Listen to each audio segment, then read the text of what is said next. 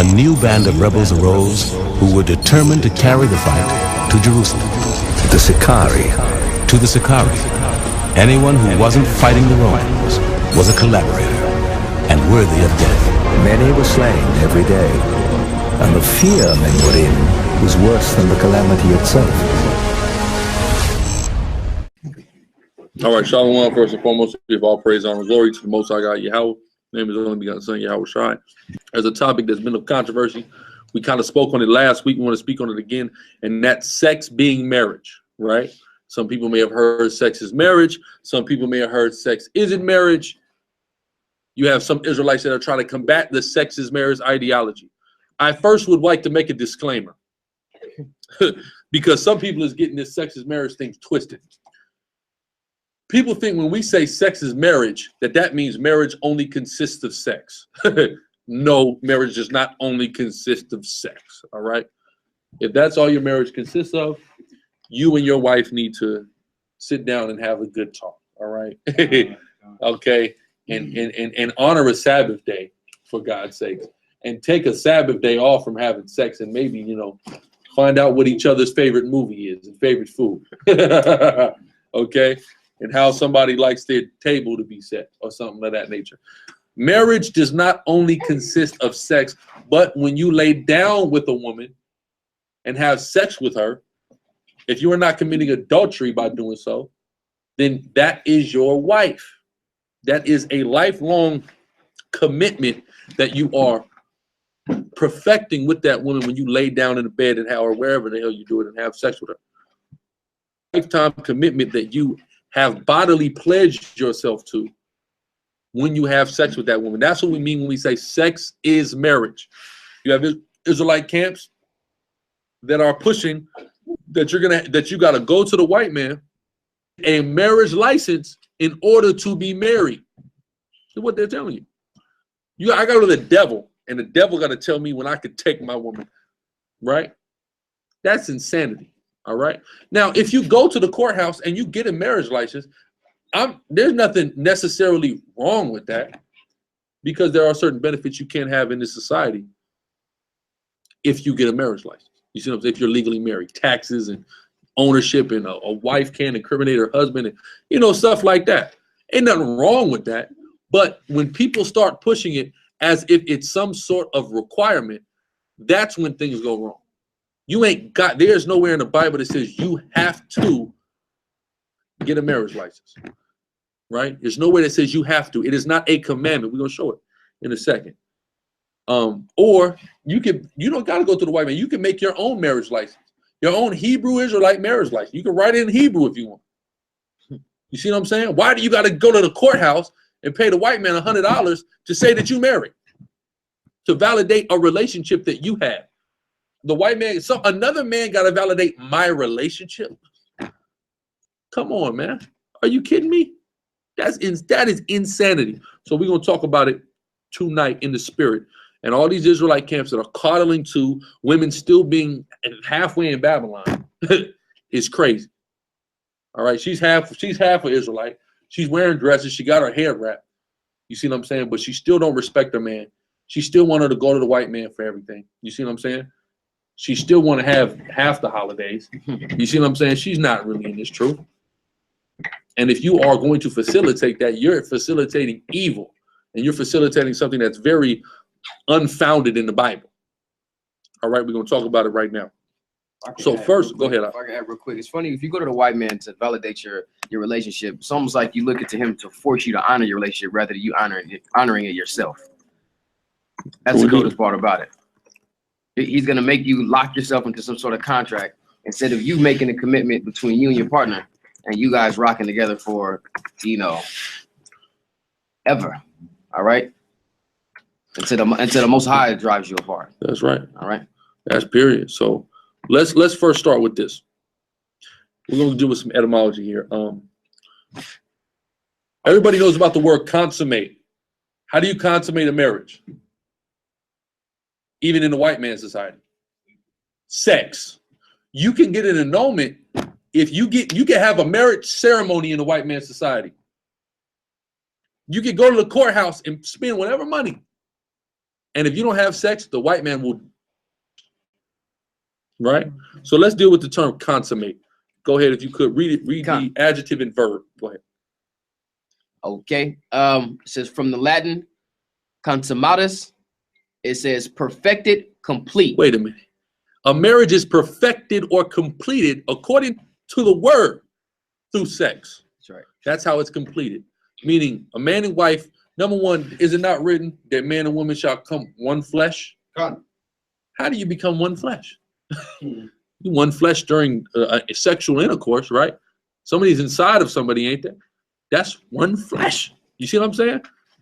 That's all we're saying, is that if you have sex with a woman, you have a lifetime tie to that woman, a lifetime responsibility to that woman. People don't understand how important it is for a so-called Black and Hispanic man to understand that in this time. Because we've grown up post-plantation, we are just sexual objects, to where we're just going around having sex, breaking hearts left and right, not trying to keep no damn woman, just trying to have sex and move on, and priding ourselves on our ability to easily get a woman to sleep with us and take advantage of whatever feelings that we have led her on to have for us, and then kicking them to the curb. This is how we grew up. You see what I'm saying? Brothers with 40 and 50 wives don't even know it. And all of it could have been prevented if somebody would have sat us down and said, as soon as you have sex with that girl, that's your girl forever. And a lot of sisters wouldn't have opened their legs so fast if they would have told, as soon as you have sex with that brother, that's your husband. First man you lay down with, that's yours forever. A lot of heartbreak. This would have prevented a whole lot of abortions. This would have prevented a whole lot of spread of sexually transmitted disease in our people. If somebody would have just sat us down and told us this. Instead, they told us about rings and white dresses and marriage licenses, and here comes the bride. You see what I'm saying? That's what they told us about, which hasn't helped us one bit. How many people do we know who had all of that, and marriage was an absolute sham? Didn't care about each other, cheated on each other, had no business being with each other. But they did exactly what society, the white society, got them accustomed to doing. You see that? So read the verb for me out. The verb is to bring to completion. From the Latin, to sum up, to make complete, sum up. to finish. It's summed up. The marriage is summed up. You had sex with her, so that sums it up. That sums it up. That's what sums it up, right? You got something? Oh, okay. We don't go into these scriptures on it, because the scriptures is pretty clear. What these guys do first is they'll go to Tobit 7 and 14, where there was a writing, and say, look, you have to do it. But you can't go to the law and show me that. You can have a writing. There's nothing wrong with that. You can't show me that you have to have a writing. And we're going to show you in the Bible over and over again that all it said was they had sex and that was his wife. Nothing about any piece of paper. Only thing that's required by law to be written on paper is if you are divorced, because if she's divorced, she could go and show this document to say, I'm not a whore. This man put me away. Right? So now let's go here to the book of Genesis 24 and 67. Let's go to our forefather, Isaac, in the Bible. Right? 24 and 67, Genesis. Go ahead. This book of Genesis, chapter 24. Verse 67, It says, and Isaac brought her into his mother Sarah's tent. He brought her into his mother's tent. Read. Wait a minute. These guys could criticize you. Oh, you niggas still live. Some of you niggas still live with your mama, right? Isaac still live with his. I'm not saying brothers should live with their moms still. I'm just saying Isaac was at his mama's tent. That's right. Go ahead. This is right after his mother had passed away. Read. And Isaac brought her into his mother Sarah's tent and took Rebekah. And took her, read on. And she became his wife. Was there there was a paper. And she became his wife. So wait, they just went to the bedroom and she became his wife. No paper. No white man. Eloping. No eloping that happened. They went into the bedroom and he had sex with that girl. He looked at how fine Rebekah was and he took her and she became his wife. Right. And read the rest. And he loved her. He loved that woman. Right? Read on. And Isaac was comforted after his mother's death. He was comforted by this woman. that he just took, and as soon as he met her, they went in the tent, they had sex, and that was his wife forever after.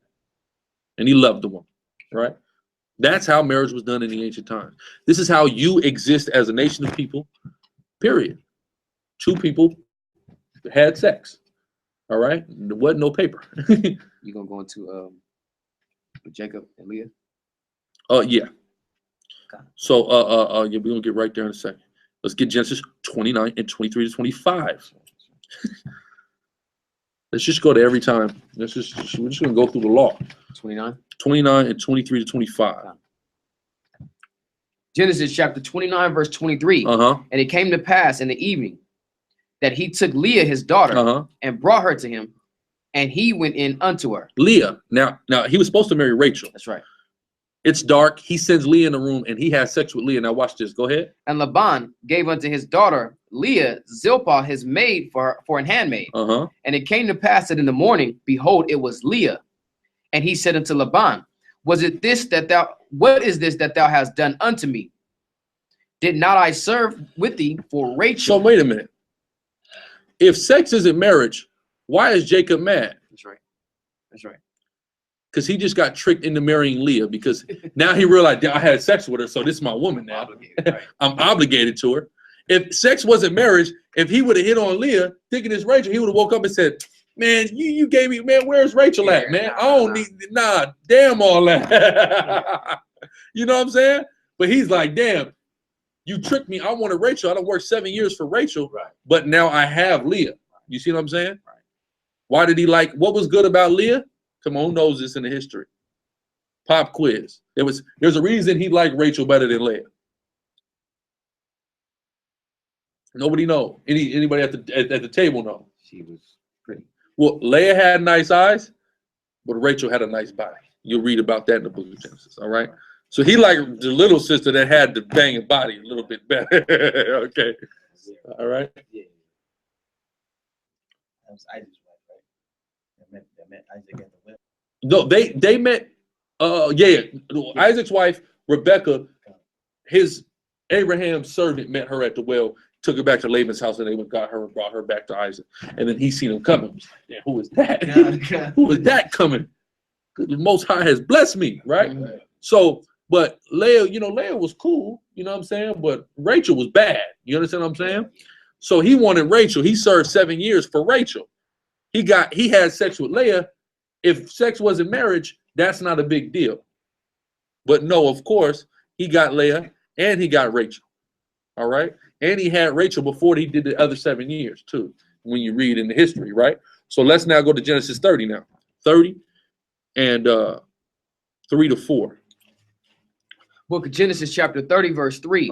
And she said, behold, my maid Bilhah. Now she said, look, here come my maid, right? Read. Go in unto her. He said, go in, have sex with Bilhah. This is what his wife is telling him. Another issue women have. Go ahead. And she shall bear upon my knees, that I may also have children by her. And she gave him Bilhah, her handmaid, to wife. Wait, so when she said it, she said, take Bilhah and go in under her. The verse that recaps it says, and she gave him Bilhah to wife. So right there is telling you sex is marriage. When you have sex with somebody, you're married to that person. Go ahead. It says, and Jacob went in unto her. So he gave her the wife. That's sex. That's what did it. Just sex. All right.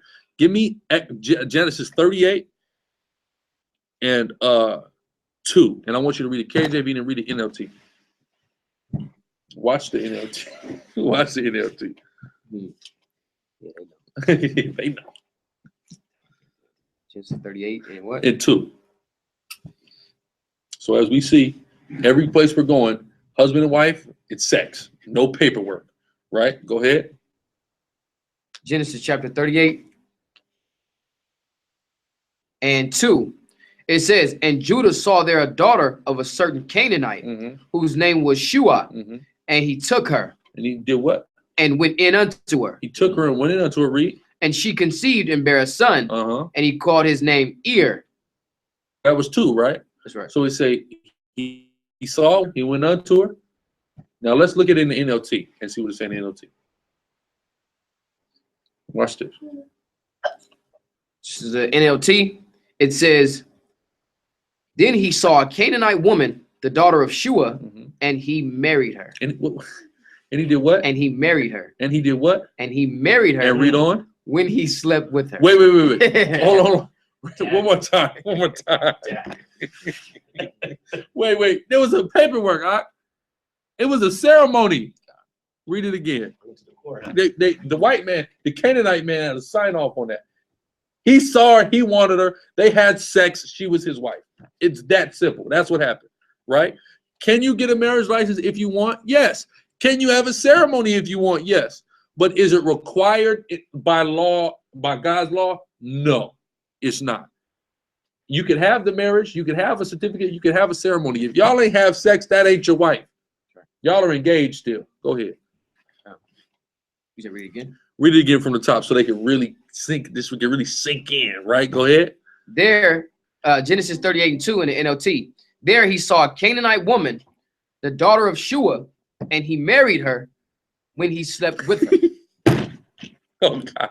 But no, that can't. No, that's going off. He married her when he slept with her. How much clearer can it be? Let's go to Exodus 22:16. Baba Kusha. What, man? What do you want? Exodus 22:16. Yep. Exodus chapter 22 verse 16. And if a man entice a maid that is not betrothed. So this is a single woman. You talk to her. All right. Brothers have done this many a day, many a night. You see a woman, she look good to you. You inquire, she's single. You talk to her. You spit game to her. Read on. And lie with her. And you have sex. You take the woman home. You have sex with the woman, right? Read. He shall surely endow her. If you do that, she shall surely be your wife. You can't just go to the club and meet a girl and take her home and have a one-night stand with her, right? Again, if we understood this, we would be better people. But guys have a problem with sex being marriage. This is making us better people, man. You have a one-night stand with a sister. You are indebted to her for life. You shall surely endow her to be your wife if you sleep with her. It's plain as day in the law, right? I don't understand why people have an issue with this. I don't understand why people have an issue with brothers and sisters taking sexual and reproductive responsibility, because that's all it is. And it's telling you God brings two people together when they have sex together. And they shouldn't, the woman shouldn't be going and letting every kind of rod up in her, defiling her body, right, making her unbalanced on her pH level. Various of drawbacks that a woman can have from having multiple sex partners. She had that damn what's it called, man? What's her name had it? Remember that? Which comes from various things. It comes from if you had a damn IED, or was ours the IUD, intrauterine IUD, and or from having multiple sex partners, pelvic inflammatory disease. Women get PID for having too many sexual partners. There's literally a laundry list of drawbacks from a woman having multiple sexual partners. She has no business doing. But if a man would lay down with this woman and take responsibility and keep her all her days, she wouldn't have to worry about those various drawbacks, because a brother was doing what the hell he was supposed to be doing, because he understood what he was supposed to be doing, right? But we don't understand that, and guys want to come and combat this. They're disgusting servants of Satan for that, right? Go ahead. So that was it on that. Let's go to Deuteronomy 21:13. Book of Deuteronomy chapter 21 verse 13. And he shall put the raiment of her captivity from off her, and shall remain in thy house, and bewail her father and her mother a full month. And after that, thou shalt go in unto her. After that, thou shalt go in unto her, read, which have sex, read. And be her husband. And wait, you shall go in unto her, then that's when you're her husband, when you have sex with her. There was no marriage license being discussed here. Sex was what it said made you her husband. Read. And she shall be thy wife. Boom. After y'all have sex. Plain and clear in the Bible. We're showing you in the Torah. Genesis, Exodus, now we're in Deuteronomy, right? You know what's funny too, because sometimes like I even went to the NLT and it kind of gave that and like as far as like afterwards, then you shall marry her. Which, if you in one of the what was it, the last one we just had in Exodus 22. Mhm. So they kind of gave off that idea, but it still is contrary to the popular doctrine of money and then sex. They're saying you have sex and then you can have a yeah. So that's out the picture. And just like which is just how Old English is. Because if we go to what is that? The saint. Give me that saint scripture in Psalms. The saint scripture. Even the children. Right. Does it mean there's saints and then the children of Israel? Right. No. You know, if it says even the children of Israel, that's the saints. Just like, and you see what I'm saying? This is just the way Old English is set up. Right. Niggas want to get simple, but like you said, so we have sex, then we have the ceremony. Right. I thought that was off. I thought that was wrong. I thought that was frowned upon in a black household. You sticking your hands in the cookie jar. You know what I'm saying? Go ahead. Yash, you got it? The saint scripture. Saint? Yeah, in the Psalms. What is that? Psalm 149? Yeah, Salah,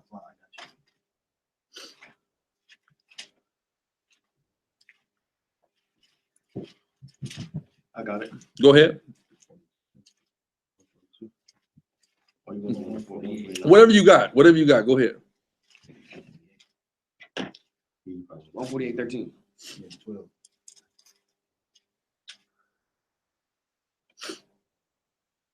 I got it. Go ahead. This is the book of Psalms 148:14.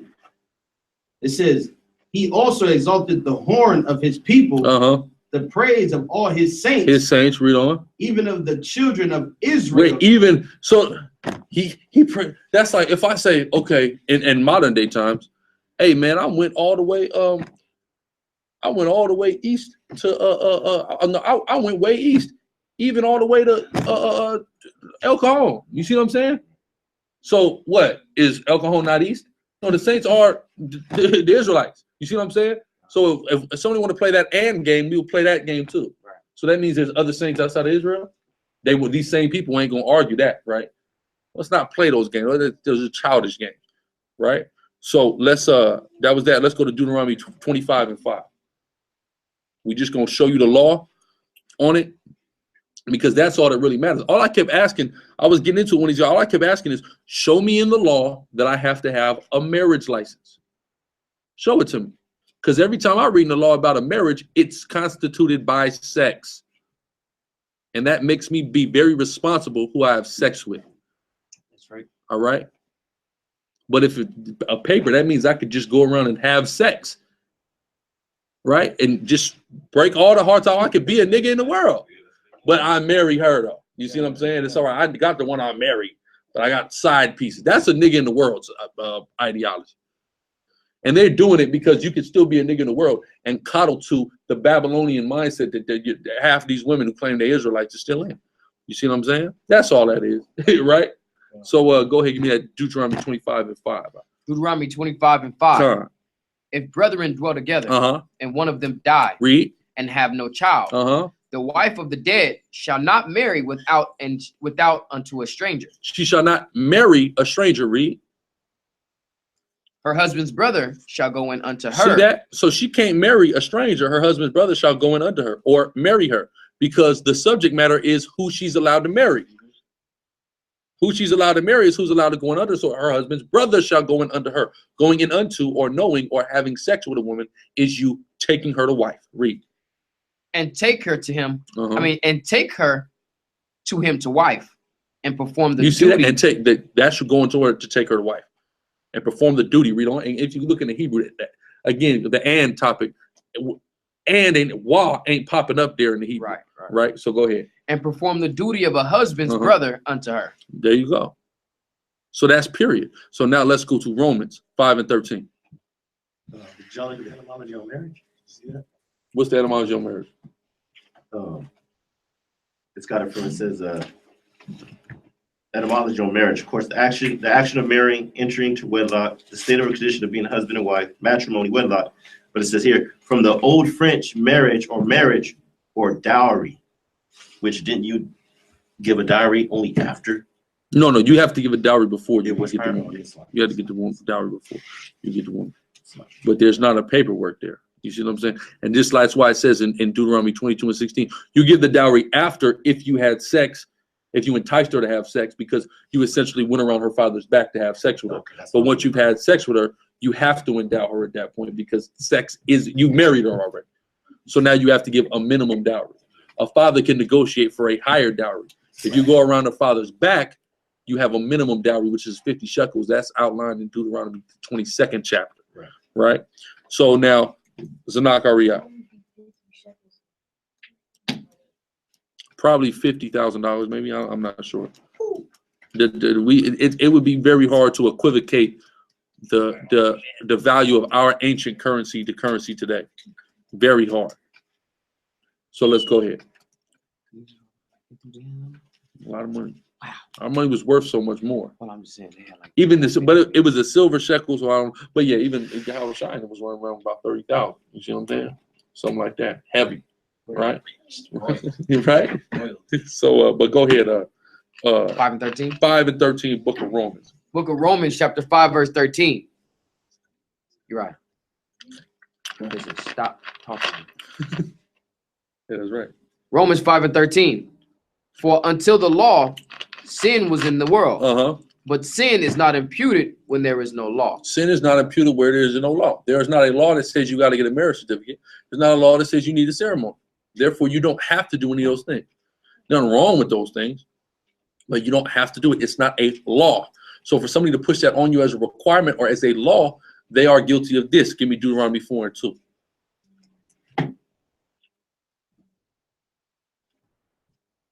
Book of Deuteronomy, chapter 4, verse 2. Read. It says, ye shall not add unto the word which I command you. Wait, so if somebody tells you that you have to get a marriage license, it's a requirement. But somebody tells you that you have to have a ceremony, it's a requirement. Yeah, add, it says ye shall not add. Read on. It says, neither shall ye diminish aught from it, that ye may keep the commandments of the Lord your God, which I command you. You got to keep the commandments. Okay, you are not commanded to get a license. You are not commanded to have a ceremony. So you don't have to do it. And if somebody tells you you have to do it, they have added to the Bible. Period. All right. That's it. Unless you negotiate with her father aforetime that you're going to do something like that, you don't have to do it. Because if you negotiate with her father aforetime in regards to it, then you've entered into a covenant with him, then of course you are bound by the law to keep the covenant, the word of your covenant in that instance. Right? But outside of that, come on, man. Let's be serious for a minute. You see what I'm saying? Y'all are adding to the word to cater to Babylonian women claiming to be Israelites. But got a hair wrap, still a thigh though. All right, as the brother candidly said. And now somebody give me 1 Peter 3 and 7. And again, this is only teaching us as brothers, especially, and sisters as well. But this is teaching us reproductive and sexual responsibility, to be more responsible, make better choices with that. Right? So I want to read this. 1 Peter chapter 3, verse 7. Likewise, ye husbands, dwell with them according to knowledge. Dwell with them according to knowledge, man. Read on. Giving honor unto the wife as unto the weaker vessel. Read on. And as being heirs together of the grace of life. You're heirs together with your wife. Read. That your prayers be not hindered. That your prayers be not hindered. All right. So when you take a wife, you got to understand, you got to deal with that woman according to knowledge. Understand that y'all are joint heirs, and also understand that issues that y'all can have can potentially hinder your prayers. When you take a wife on, you carrying this woman, you trying to carry this woman into the kingdom with you on your back. Your house or your kids, you putting them on your back and carrying them into the kingdom with you, if it be the Lord's will that you make it. So it's very important that you understand what you're doing when you're sleeping with a woman. And that's all we're teaching you when we teach you sex is marriage. But we're just so evil when we teach that. That's damn ridiculous, man. All right? That's the important. That's why we push it. So we make better and more responsible choices, and we stop being the niggas that we was before we had the knowledge. Period. That's what this is forcing us to do in a righteous way that's pleasing unto the Most High God.